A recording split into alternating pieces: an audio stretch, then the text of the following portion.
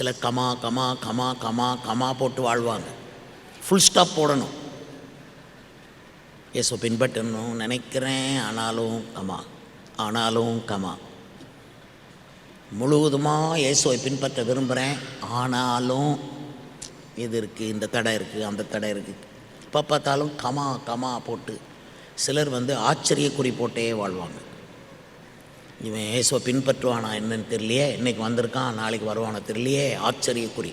எப்பவுமே ஆச்சரியக்குறியில் வாழ்கிறவங்க. எப்படி வருவாங்களோ தெரியலையே, வருவாங்களோ வரமாட்டாங்களோ.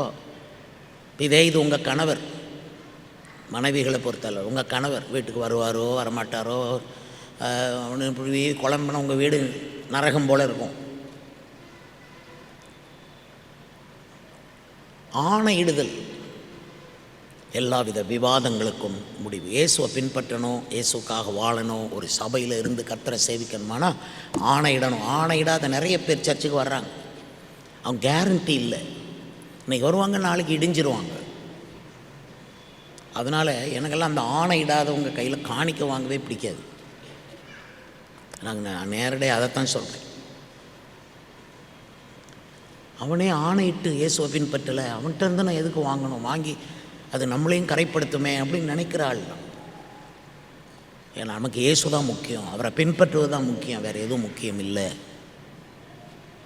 நீங்கள் ஒரு ஆணையிட்டு இயேசுவை பின்பற்ற வேண்டும்.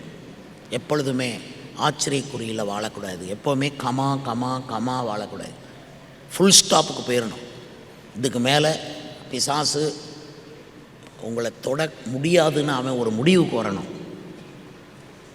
தொட முடியாது, இவனை தொட முடியாது, இவளை தொட முடியாது, இவனை நான் விட்டுறேன் அப்படின்னு பிசாசு உங்களை ஃபுல் ஸ்டாப் போட்டுருவோம். நாங்களும் உங்களை அப்படி நினைக்கணும். இனி இவங்களை கிறிஸ்துவின் அன்பை விட்டு பிரிக்க மாட்டாது என்று நிச்சயித்திருக்கிறேன். பவுல் சொல்கிறார், எதானாலும் கிறிஸ்துவின் அன்பை விட்டு பிரிக்க முடியாது என்று. அப்படி விசுவாசிகளாகிய நீங்கள் வாழணும். விவாதத்தில் வாழக்கூடாது, கமா கமா வாழக்கூடாது. ஆச்சரியக்குறி, எப்போ வருவேன், என்ன செய்வேன், என்ன நடக்கு தெரியலையே, அப்படி வாழக்கூடாது. நிச்சயம் இல்லாதவனாக ஓடேன் பவுல் சொல்கிறார். நான் ஆகாயத்தை அடிக்கிறவனாய் சிலம்பம் பண்ணேன் சொல்கிறார். அப்படின்னா ஒருத்தர் சிலம்பம் பண்ணால் எதிர நிற்கிறவன் அவனை தாக்கணுமே தவிர சும்மா ஆகாயத்தில் இப்படி சுற்றிக்கிட்டு இருக்கக்கூடாது. ஒன்றையும் சாதிக்காமலே நியாயப்பிரமாண போதகராக இருக்க விரும்புகிறார்கள் அப்படின்னு ஒரு வசனம். அவர்கள் சாதிக்கிறது இன்னதென்று அறியாமலே, அவன் என்ன செய்கிறோம் என்ன சாதிக்கிறோன்னு தெரியாமலே அவனை நியாயப்பிரமாண போதகராக இருப்பார்கள். பழைய காலத்து போதகர்கள் ஆணையிட்டு ஊழியம் செய்யணும். புதியின் கோட்டை ஆலயம் புதிய பேருந்து நிலையம் அருகில், திருநெல்வேலி 620007 தமிழ்நாடு, தென்னிந்தியா. இணையதள முகவரி www.fortopriceministries.org.